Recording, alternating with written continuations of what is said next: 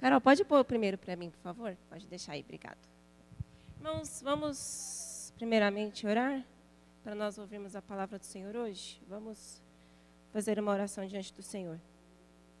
Deus, nos colocamos diante de Ti, Deus, neste momento em que nós queremos falar da Tua palavra, Senhor. Queremos falar daquilo que é a verdade, daquilo que o Senhor determinou para nós, da Tua graça, da Tua misericórdia, da Tua revelação. Peço agora que o Teu Espírito tome conta de todas as coisas, tome nossos ouvidos, o nosso coração e a nossa mente, e nos ajuda, Senhor, a estar receptivos e abertos ao que o Senhor quer falar. Nos dá espírito de entendimento, espírito de sabedoria e de revelação, Senhor. Que a Tua graça agora nos visite, que a Tua glória se manifeste em nosso meio, Deus. Em nome de Jesus. Amém. Irmãos, gostaria que nós abríssemos a nossa Bíblia em Tiago, capítulo 4. Hoje nós vamos fazer uma análise dos versículos que estão ali, do 7 ao 10. Mas eu gostaria que nós lêssemos a partir do versículo 1 em diante, só para a gente entender o contexto, tá bom? Então, Tiago, capítulo 4, do 1 ao 10, nós vamos ler. Diz assim: De onde procedem guerras e contendas que há entre vocês? De onde, senão dos prazeres que militam na vossa carne? Cobiçais e nada tendes, matais e invejais e nada podeis obter. Viveis a lutar e a fazer guerras. Nada tendes, porque não pedis. Pedis e não recebeis, porque pedis mal, para esbanjardes em vossos prazeres. Infiéis, não compreendeis que a amizade do mundo é inimiga de Deus? Aquele, pois, que quiser ser amigo do mundo, constitui-se inimigo de Deus. Ou supondes que em vão afirma a Escritura: é com ciúme que por nós anseia o Espírito que Ele fez habitar em nós. Antes, Ele dá maior graça, pelo que diz: Deus resiste aos soberbos, mas dá graça aos humildes. Sujeitai-vos, portanto, a Deus, mas resisti ao diabo, e ele fugirá de vós. Chegai-vos a Deus, e ele se chegará a vós outros. Purificai as mãos, pecadores, e vós que sois de ânimo dobre, limpai o coração. Afligi-vos, lamentai e chorai. Converta-se o vosso riso em pranto, e a vossa alegria em tristeza. Humilhai-vos na presença do Senhor, e Ele vos exaltará. Você pode deixar o texto aí? Desculpa, só um minutinho, irmãos. Eu preciso ver se eu consigo melhorar isso.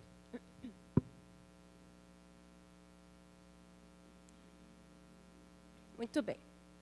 Nós vamos falar hoje sobre esses versículos que estão aí, mas como hoje é um dia de culto de ensino, eu gostaria de fazer um formato bem, de um estudo mesmo, tá? Então, eu vou começar falando da Epístola de Tiago. A Epístola de Tiago é um livro muito diferente do restante do Novo Testamento, tá? Não sei se você já leu, se você nunca leu, leia, mas ele é bem diferente dos Evangelhos, de Atos, do Apocalipse, das cartas de Paulo. Ele tem algumas semelhanças, sim, com Provérbios no Antigo Testamento, porque ele traz vários conselhos de sabedoria, às vezes parece um pouco desconexo, e ele vai elencando tudo aquilo, é como se ele fosse lembrando e escrevendo. Então, a gente tem essa sensação lendo Tiago. Ela lembra um pouco, a dinâmica da leitura lembra um pouco o livro de Provérbios. E o autor dessa epístola, Tiago, é o apóstolo Tiago. Só que ele não é Tiago, um dos 12 que andou com Jesus. Esse Tiago, que era discípulo, ele foi martirizado logo no começo da igreja. Ele foi o primeiro a ser assassinado. Esse Tiago que escreveu a carta é o irmão de Jesus. O mesmo que falou aquela vez: você não quer se fazer conhecido? Vai lá na festa, se mostra para o povo. Porque ele não cria em Jesus. Mas Tiago creu em Jesus depois que o Senhor Jesus morreu e ressuscitou, aí a sua família creu nele. Então, o Tiago que escreve essa carta é Tiago, o irmão do Senhor, que também era o líder da igreja em Jerusalém. Quando nós vemos ali no Concílio de Jerusalém, que havia uma questão sobre se os gentios deveriam ou não seguir os costumes judaicos, quem dá a palavra final é o apóstolo Tiago. E ele diz: escreve para as pessoas que elas devem, então, se abster do sangue e tal. Vocês conhecem a passagem. Então, esse era Tiago, o autor dessa carta. E essa passagem que nós vamos falar hoje, ela se tornou muito popular por causa da gravação do DVD do Diante do Trono, que a gente estava lá. Quem foi lá em 2001? Vocês foram, né? Eu também fui, gente. Passei mal, porque só por Deus, não vi nada, mas depois eu assisti o DVD, aí eu me lembrei. E aí, na hora do Preciso de Ti, se eu não me engano, até acabou a luz nessa hora, né? Depois voltou, que estava na época dos apagões. Várias pessoas recitaram um trecho bíblico. E esse trecho de Tiago 4, de 7 ao 10, foi a Helena Tanuri que falou. Tanto é que quando chega naquela parte humilhai-vos, ela fala 3 vezes. Humilhai-vos, humilhai-vos, humilhai-vos na presença de Deus, ela fala. Né? Quem já assistiu, quem se lembra, vai saber do que eu estou falando. Então, esse trecho ficou muito conhecido e muito popular também por conta disso, por causa dela recitar esse texto na gravação. Né? Então, nós vamos falar um pouco dele hoje. Vamos lá. Qual que é o assunto dessa carta que nós vimos ali, que ele começou falando? Ele começa falando sobre brigas, guerras, contendas e confusões. Irmãos, essa carta ela foi dirigida, como diz lá no começo, às 12 tribos da dispersão. O que isso significa? Eram judeus convertidos a Cristo que estavam espalhados por todas as partes e Tiago escreve essa carta para eles. Então, quando ele fala assim, de onde procedem guerras e contendas que há entre vocês, ele está falando dos crentes, que existiam guerras e contendas entre eles. E ele fala, vocês sabem qual que é a origem disso? A origem deles é a sua cobiça, é o seu desejo de satisfação pessoal, é a sua inveja, é a sua comparação com os outros. É isso que está gerando confusão no meio de vocês. E ele diz ali, as pessoas que estão muito preocupadas em satisfazer a si mesmas e que estão desesperadamente buscando se comparar aos outros e obter coisas desse mundo, elas são consideradas pessoas que amam ao mundo. São pessoas consideradas inimigas de Deus. Então, veja que ele estava se dirigindo a uma comunidade crente, mas que estava com seu coração no mundo e, portanto, eles são infiéis. Em outras versões, ele vai dizer, adúlteros, vocês estão traindo ao Senhor, porque vocês preferem as coisas do mundo do que a Deus. Vocês se tornam amigos do mundo e inimigos de Deus. E depois ele diz ainda, lá no versículo 6, Deus resiste aos soberbos, mas dá graça aos humildes. Então, veja essa constatação. As pessoas não eram humildes, as pessoas viviam em brigas, porque elas desejavam coisas materiais e porque elas buscavam a própria satisfação. E aí, então, começa a exortação que nós vamos nos ater hoje, que nós vamos falar hoje.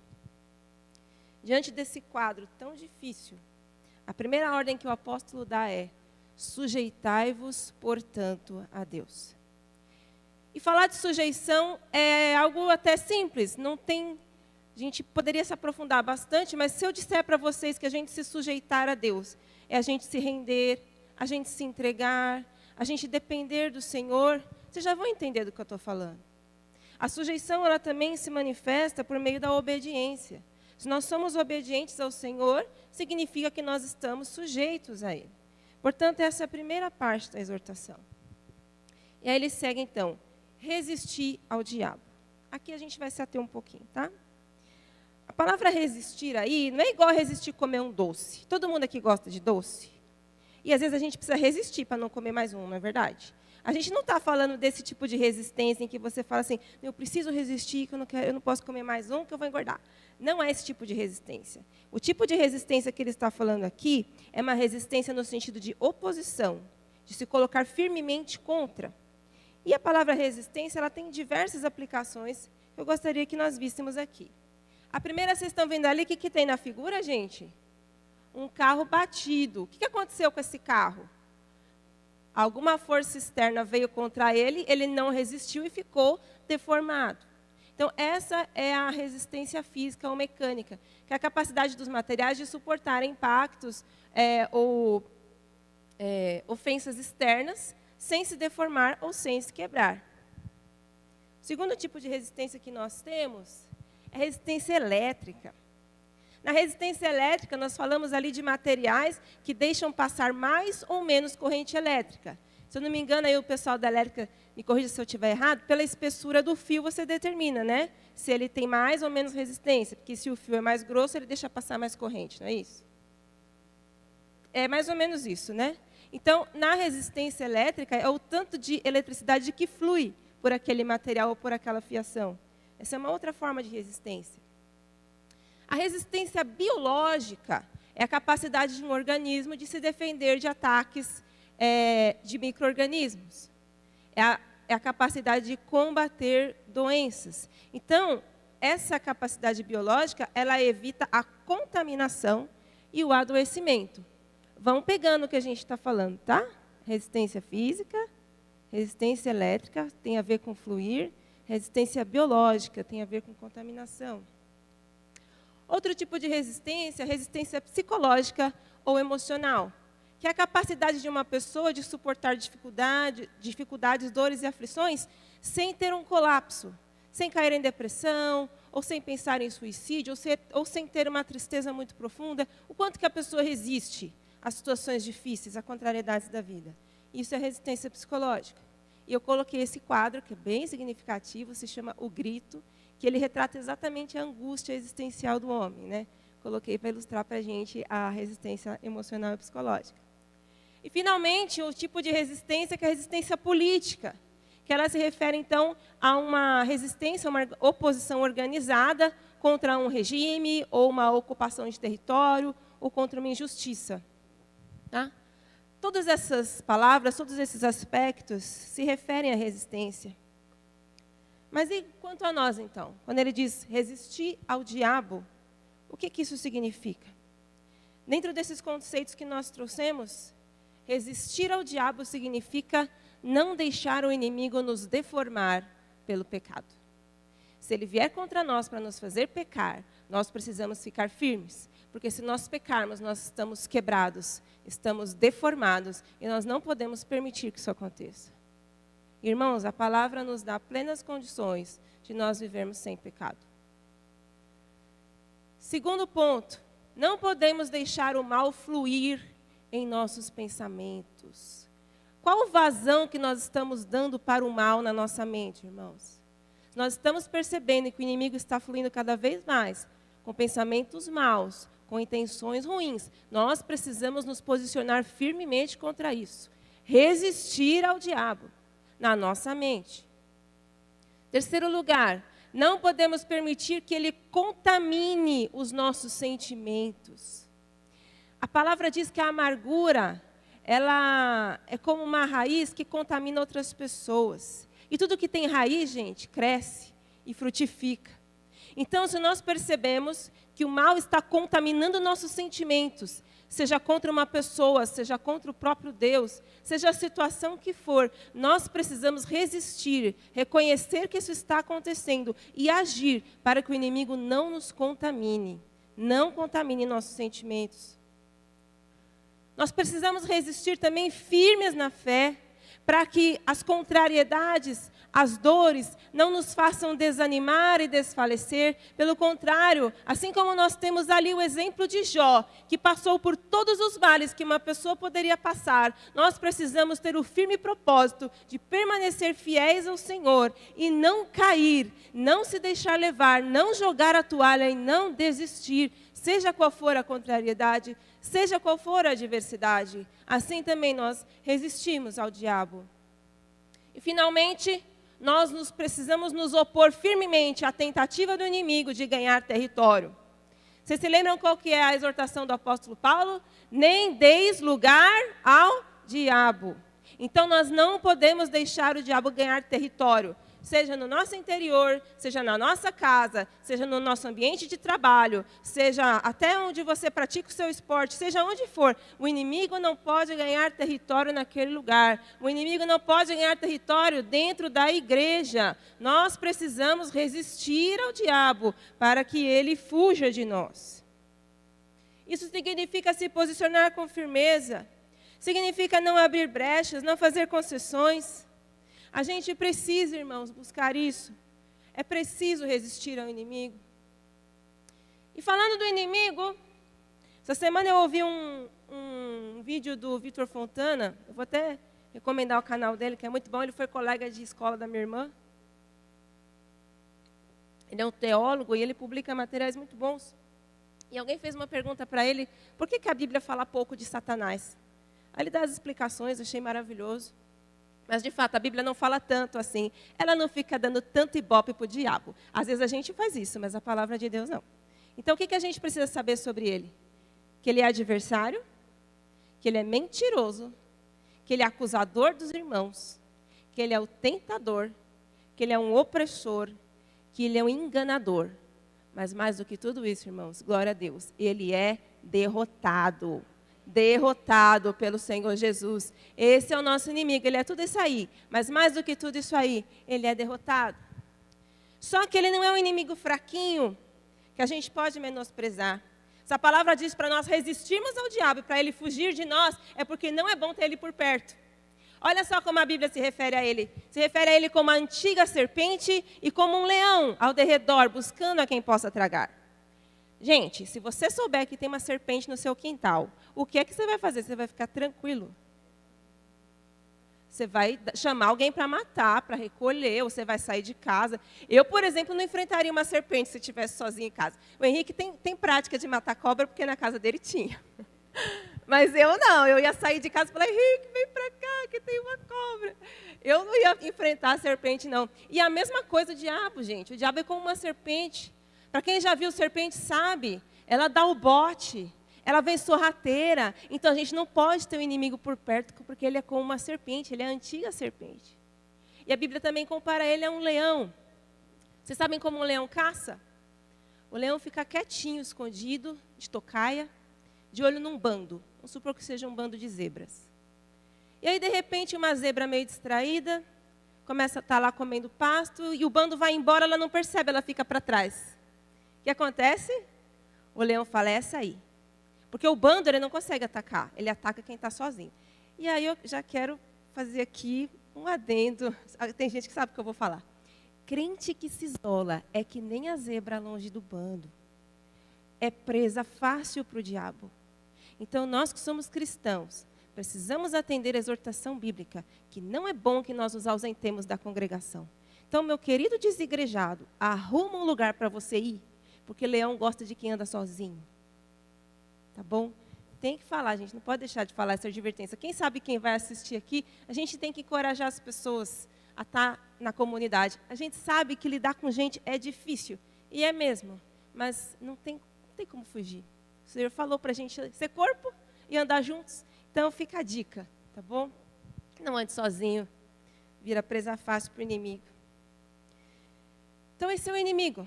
Não pode ser menosprezado. Ele tem que ser resistido.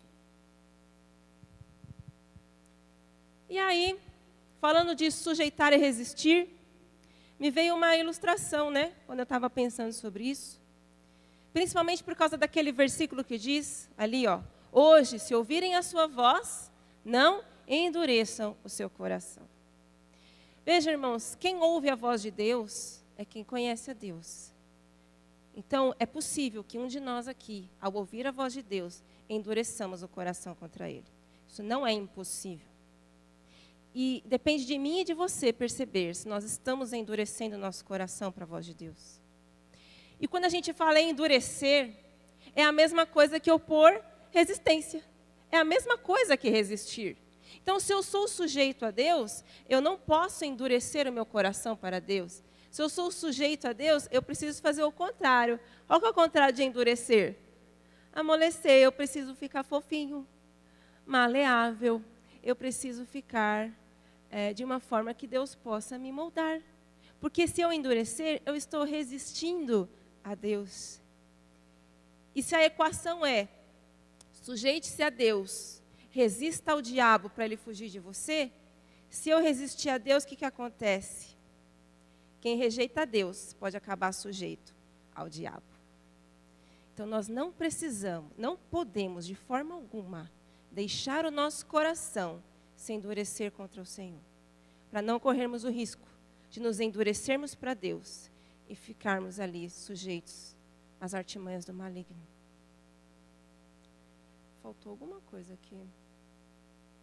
Aqui. Amém?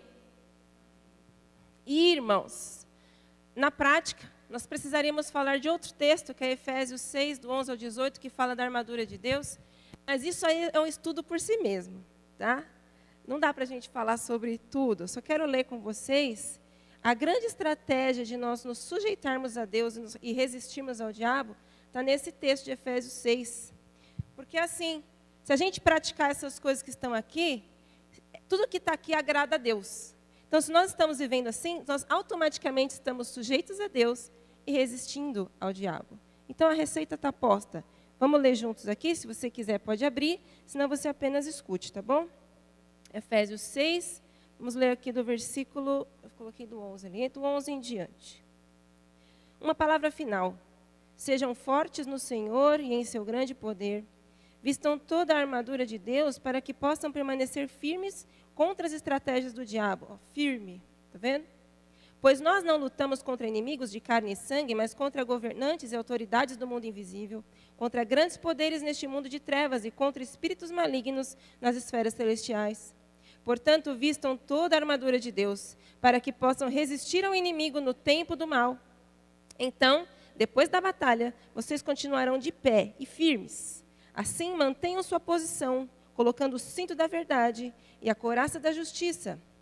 Como calçados, usem a paz das boas novas para que estejam inteiramente preparados. Em todas as situações, levantem o escudo da fé para deter as flechas de fogo do maligno. Usem a salvação como capacete e empunhem a espada do Espírito.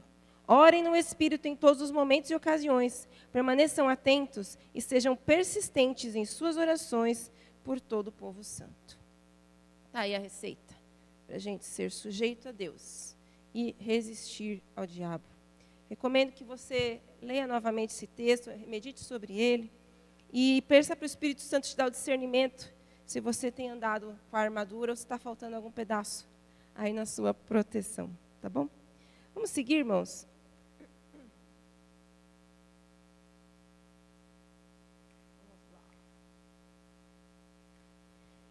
O texto vai seguir, então, versículo 8. Chegai-vos a Deus, e Ele se chegará a vós. Essa parte do versículo é muito maravilhosa. E nos faz lembrar também de Romanos 8, que diz que nada nos separará do amor de Deus. Então, nós podemos nos aproximar de Deus e Ele se aproxima de nós. É um caminho de duas mãos aí. Um movimento em duas direções.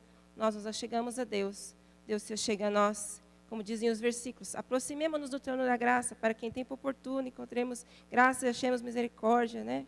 Agora eu confundi um pouco, mas vocês sabem qual é, está lá em Hebreus. E o outro, perto está o Senhor dos que têm o coração quebrantado, Ele salva os de espírito oprimido. Então, glória a Deus que nós podemos nos achegar a Deus, e Ele se achega a nós. Você é feliz por isso? Você é grato por isso? É maravilhoso.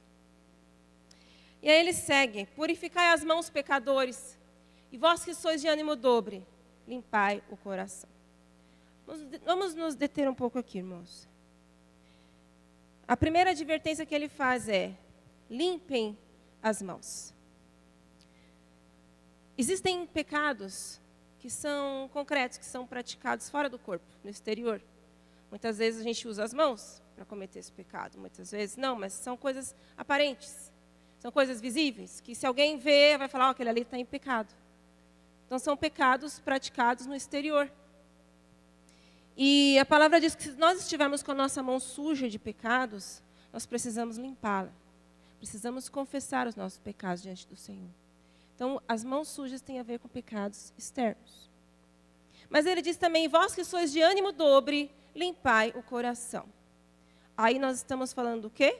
Do que acontece no interior. O coração fica onde? Fica dentro. Outras versões vão dizer assim, além de ânimo dobre, vai dizer duplo ânimo, mente dividida, indecisos e hipócritas. Mas a pergunta é, existe aí uma contradição, existe aí algo que a gente fica entre duas coisas, cocheando entre duas coisas. Que coisas são essas? Tem a ver com o contexto que nós estamos trazendo desde o começo. A gente fica ali balançando, ama a Deus, ama o mundo. Ama a Deus de novo, agora eu amo o mundo. E a gente fica dividido. A gente não consegue ter uma firmeza, uma fidelidade. Lá em Tiago, um pouco antes, vai dizer assim, que aquele que é inconstante em todos os seus caminhos não alcançará nada do Senhor. Deus não gosta de gente de coração dividido. Ou o nosso coração é dele, ou não é. Nós precisamos, todos nós, ter essa consciência e essa firmeza de que toda a nossa vida, nosso coração, nossa mente, nossos sentimentos são do Senhor e de mais ninguém. Nem do inimigo, nem das forças das trevas e nem de nós mesmos. Porque a nossa vida foi comprada por alto preço. E tudo o que temos, tudo o que somos é do Senhor. Nós precisamos ter essa firmeza, essa consciência. Porque um coração dividido é considerado um coração impuro. Por isso que ele diz, purifiquem o coração. A gente só purifica o que está impuro. Se algo está limpo, não precisa de limpeza. E o Senhor está falando, se o seu coração está dividido entre mim e o mundo, purifique o seu coração. Tome a decisão de estar firme no Senhor. E aí, irmãos, quando a gente fala de coração, de falta de firmeza, isso aqui quer dizer sobre pecados internos. Pecados que ninguém vê. Pensamentos maus que só você sabe que tem. Intenções ruins que só eu sei que eu tenho. Cada um de nós aqui sabe o mal que carrega dentro de si. Onde é que o sapato aperta para você? Qual tipo de tentação é perigosa para você? Então, são coisas que ninguém vai ver, porque não são pecados externos, são pecados internos. E assim, o que está aqui dentro conta. Porque Jesus falou assim que o que contamina o homem não é o que vem de fora, é o que sai de dentro. Então nós precisamos ter o nosso interior limpo. Nós precisamos ter o coração purificado. E olha que coisa linda, irmãos. O versículo 8 começa com a frase, chegai-vos a Deus, e Ele se chegará a vós. E depois vem o quê? Limpai as mãos, pecadores, e vós que sois de ânimo dobre, purificai o coração. Irmãos, não está escrito ao contrário. Limpe suas mãos, purifique seu coração e chegue-se a Deus. Não, não, não, não. Ele está falando, chegue-se a Deus. Ele vai se chegar a você. Limpe as suas mãos, purifique o seu coração. Porque qual é o único lugar onde nós podemos encontrar justificação e perdão, gente? É na presença do Senhor. Então nós podemos nos achegar a Ele, Ele se achegar a nós. E aí nós nos arrependermos, confessarmos nossos pecados, e Ele é poderoso para nos perdoar de todos os pecados e nos purificar de toda a iniquidade. Então, você não precisa estar perfeito. Chegue-se a Deus e na presença dEle, faça o que for preciso para limpar as mãos e purificar o coração. Porque Deus não vai rejeitar que ninguém se aproxime dEle, por mais sujo que esteja. Qual é o ponto de diferença? A diferença é se nós continuarmos na sujeira. Aí nós não podemos permanecer na presença de Deus. Nós podemos nos achegar a Ele, mas permanecer não. Só permanece na presença de Deus quem foi purificado por Ele. Então isso é muito importante. E para nós alcançarmos, irmãos, o perdão e a purificação, nós precisamos de arrependimento. Arrependimento profundo. E eu gostaria de ter toda a sua atenção agora, e também um pouco de paciência, porque nós vamos entrar na parte mais difícil da palavra de hoje. Ele já começa com a seguinte ordem: afligi-vos. Se afligir significa sentir dor. A outra versão vai dizer assim: sintam as suas misérias, reconheçam as suas falhas, vejam quão ruim você é, veja quão sujo você pode ser, reconheça a sua incapacidade de andar corretamente, de andar em santidade. Afligi-vos. E ele vai dizer, lamentai e chorai. É tão interessante que, se a gente for passar pelo YouTube, e eu não quero assim dizer que a gente está falando mal de outras igrejas, não é isso, irmãos. A questão é que nós precisamos mesmo de uma mudança no nosso tempo, porque as pregações estão tão positivas, tão alegres, tão festivas, que a gente lê um texto desse aqui, lamentar e chorar, e parece heresia. A gente passa pelas pregações, é só, você vai conseguir, você vai ser abençoado, Deus vai te honrar, não é isso? E cadê a parte do afligi-vos, lamentai, chorai? A gente precisa tanto disso aqui. Porque ninguém vai alcançar o perdão de Deus com uma mentalidade positiva, uma confissão positiva. A gente vai alcançar o perdão de Deus por meio do quebrantamento. Então isso aqui é muito importante. Ele vai dizer, lamentai e chorai. Irmãos, o lamento é algo totalmente bíblico. Para nós pode parecer algo tão desagradável que a gente fala, não, eu não quero falar sobre isso, eu não gosto de chorar, eu não gosto de sofrer. Mas existem situações na vida que a coisa mais adequada a fazer é lamentar e chorar, não é verdade? Se a gente percebe que está em pecado, irmãos, o que a gente tem que fazer? Tem que se afligir, lamentar e chorar. Se acontecer uma coisa ruim, uma perda, uma notícia má, inesperada, o que a gente faz? A gente lamenta e a gente chora. Não tem problema em nenhum fazer isso. Nós temos tantos exemplos aqui na palavra de lamentações. Já vou falar sobre isso. Isso. Vamos ver ali nos Salmos. Salmo 6:2. Misericórdia, Senhor, pois vou desfalecendo. Cura-me, Senhor, pois os meus ossos tremem. Salmo 13:1. Até quando, Senhor, para sempre te esquecerás de mim? Até quando esconderás de mim o rosto? 38:4. Pois já se elevam acima da minha cabeça as minhas iniquidades, como fardos pesados excedem as minhas forças. E o Salmo 42:11, a parte A. Por que estás abatido, a minha alma? E por que te perturbas dentro de mim? Irmãos, a pergunta é, a gente lamenta quando as coisas não vão bem. Portanto, as coisas estão bem na sua vida? Está tudo bem na sua vida? Não é nada de que se lamentar? Pode ser que você não esteja triste, mas tem dias que você vai estar. Nesses dias que você estiver triste, não segure o choro. Lamente, sinta a dor na presença do Senhor. Não é ruim, não é pecado, não é falta de fé, faz parte da vida.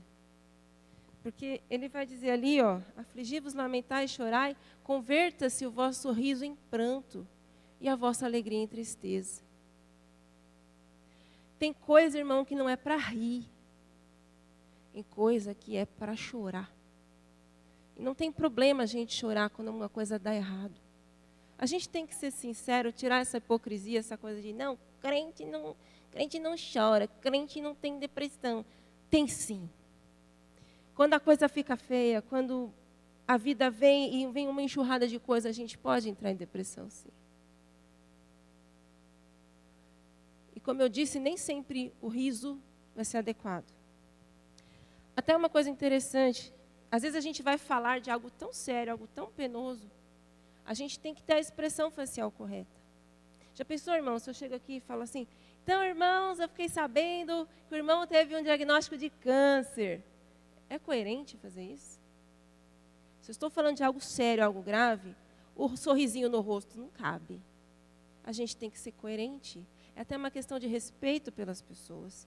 Então, irmãos, essa coisa de que crente está sempre sorrindo, nós podemos ter a alegria do Senhor, é verdade. Gente otimista que nem meu pai, que está sempre rindo, mas tem momentos de tristeza também. Às vezes você só chora na presença de Deus. Mas o que eu queria que nós entendêssemos é que não é errado chorar. Nós podemos chorar. Se algo que está acontecendo que a gente não entende, a gente vai a Deus e a gente chora. E tudo bem. Sabe por quê? Porque esse aí não é o fim da história. A coisa não acaba no lamento e no choro. O texto vai continuar aqui, depois que ele diz isso, converta-se o vosso riso em pranto e a vossa alegria em tristeza. E ele vai dizer, humilhai-vos na presença do Senhor. Humilhar tem a ver com tudo isso, afligir, lamentar, chorar. Também tem a ver com a nossa postura corporal. Eu posso ir diante de Deus, colocar meu rosto no chão, posso abaixar minha cabeça. Tudo isso é se humilhar. Uma outra estratégia poderosa de humilhação é o jejum.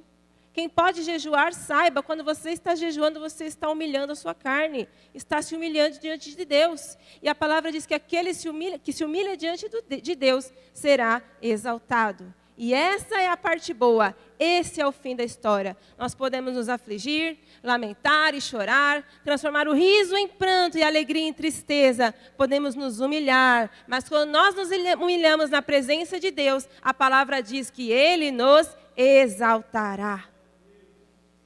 Nós sabemos que Jesus conquistou para nós uma vida abundante? Sim. Ótimo, nós nos alegramos por isso, sim, nós somos gratos, sim. Mas qual foi a outra coisa que Jesus disse, irmãos?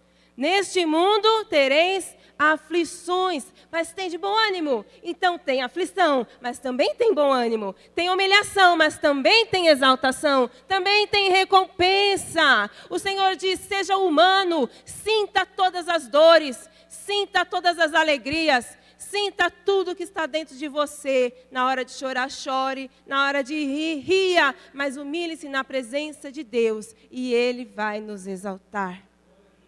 Glória a Deus. Essa é a recompensa. E ser exaltado significa que está ali, ser abençoado, prosperar, ser elevado a um lugar de dignidade, a um lugar de felicidade. E aí nós vemos também os benefícios de se humilhar e o que significa ser exaltado. Lá em Provérbios 29 e 23, o versículo diz assim: o orgulho do ser humano o abaterá, mas o humilde de espírito obterá honra.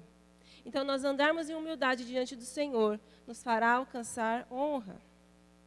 Em Lucas 18 é a parábola do publicano e do fariseu, em que Jesus diz que 2 homens foram ao templo orar. Um era publicano e o outro era fariseu. E o fariseu levantava os olhos para o céu e dizia: obrigado, Senhor, porque eu não sou como os demais homens. E o publicano de longe batia no peito e dizia: ai de mim, Senhor, porque sou pecador.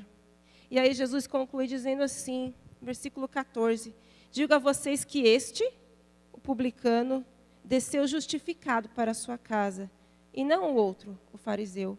Porque todo o que se exalta será humilhado, mas o que se humilha será exaltado. Portanto, uma das formas que o Senhor nos abençoa, que nós podemos dizer que é essa exaltação, é ser justificado e perdoado dos nossos pecados. Essa é uma forma de bênção, de ser exaltado. Temos ali também, em Tiago 4,6, mas Ele dá cada vez mais graça, por isso diz, Deus resiste aos soberbos, mas dá graça aos humildes. Quem é humilde diante do Senhor, acha graça diante do Senhor. Irmão, eu não sei se você já se deu conta, mas é impossível passar por essa vida sem a graça de Deus. Nós precisamos da graça de Deus para tudo, para tudo. Então, vale a pena ser humilde e receber a graça de Deus.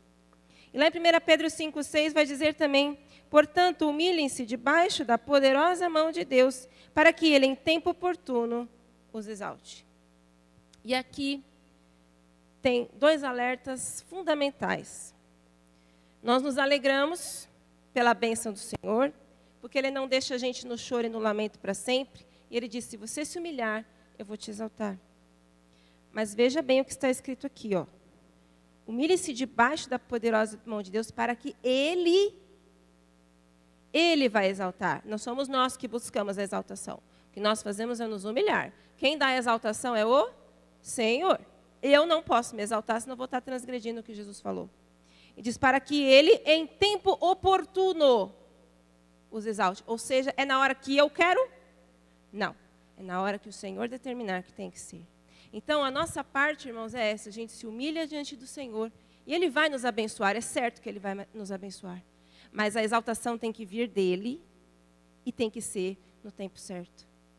Então, se algum de nós está vivendo aqui um tempo de choro, um tempo de lamento, eu digo a você, não tem problema. Apenas continue firme no Senhor. Continue se humilhando, porque na hora certa e da forma certa, o Senhor vai vir em teu socorro e o lamento vai passar. E aí, vem aquelas promessas maravilhosas. Opa, que estão ali. Eu não pus? Vou ler para vocês. Salmo 42, versículo 11, nós lemos a parte A que diz: por que estás abatido a minha alma? E por que te perturbas dentro de mim, não é verdade? E qual que é a segunda parte do versículo? Espera em Deus, pois ainda o louvarei. A Ele o meu auxílio e Deus meu. E aí no Salmo 126 diz também, quem sai, vocês sabem essa? Quem sai andando e chorando, enquanto semeia, voltará com o quê? com júbilo, com alegria, trazendo seus feixes. Então nós podemos também invocar aqui Salmo 30, que diz: o choro pode durar uma noite, mas a alegria vem ao amanhecer. Então, irmãos, vamos discernir os tempos nas nossas vidas. Como dizem Eclesiastes, há tempo para todas as coisas debaixo do sol. Há tempo de chorar, há tempo de rir, há tempo de luto e há tempo de celebração. Existe tempo de se humilhar, existe tempo de ser exaltado. Mas sobre todas essas coisas, irmãos, o que nunca nós podemos deixar é de ser humildes na presença do Senhor. Porque quem se exaltar será humilhado, quem se humilhar será exaltado. Mas mais do que isso, Deus resiste aos soberbos, mas dá graça aos humildes. Amém? Você consegue compreender isso? Recebeu no seu coração? Era essa a palavra que nós tínhamos para hoje. E nós vamos agora ter um momento de oração. O que eu gostaria de propor é que nós não vamos gastar muito tempo, mas se você tem algo que veio apertando o seu coração, se tem algo que realmente está te dando vontade de chorar e você não fez isso ainda, fala agora para o Senhor na oração. Talvez você não tenha tempo para chorar tudo aqui no culto, mas peça para o Senhor uma oportunidade para você chorar. Porque assim, irmãos, às vezes o nosso coração está apertado com uma coisa, mas a gente tem nossas responsabilidades, nossas obrigações, não é? Não dá para a gente chorar em qualquer lugar, a qualquer hora. Então peça para o Senhor uma oportunidade. Fala: Deus, me dá um momento para eu poder lamentar diante do Senhor, colocar isso para fora, me humilhar diante do Senhor. Me dá um momento para eu chorar. Vamos fazer isso agora. Se você quiser chorar agora, chore, mas peça um momento para o Senhor. Agora, se você já saiu do tempo da humilhação, você já chorou, e você fala: não, aqui a parte que eu tinha lamentado já resolveu, agradeça ao Senhor. Nós vamos fazer uma oração agora, irmãos, vamos fazer com todo o nosso coração, tá bom? Senhor Deus, nós te louvamos e te agradecemos, Deus, por estar na tua casa. Te louvamos pela tua bondade, pela tua misericórdia. Reconhecemos, Senhor, diante de ti que nós somos tão falhos, tão pequenos, tão pecadores, Senhor. E se não for a tua graça, se não for a tua misericórdia, Senhor, o que seria de nós? Ainda bem, Deus, que as tuas misericórdias se renovam toda manhã. Grande é a tua fidelidade, Senhor. E muitas vezes, Senhor, nosso coração chora. E nós precisamos colocar isso para fora. Peço que o Senhor visite aqui cada vida, Senhor, ajude cada um. Se algum irmão aqui precisa desse tempo, Senhor, para se humilhar diante de ti, chorar e apresentar a sua dor, ajuda essa pessoa a encontrar esse momento, Senhor. Que ela chore, que ela fale diante do Senhor, mas eu peço que o teu Espírito envie consolo. Porque o consolo vem para os que choram. Os que não choram não precisam de consolo, Senhor. Por isso nós entendemos que a tua palavra diz, a tua palavra nos autoriza a sentir as nossas dores, as nossas misérias e chorar. Mas a tua palavra também diz que este não é o fim de todas as coisas, que as lágrimas serão enxugadas, de que o Senhor tem um tempo de refrigério, um tempo de socorro, o Senhor tem um tempo de bênção. Oh Deus, oh Deus. Se tem alguém que gostaria de receber uma oração, pode vir aqui, por favor. Eu gostaria de orar por você. Se alguém quiser receber uma oração pessoalmente, por favor.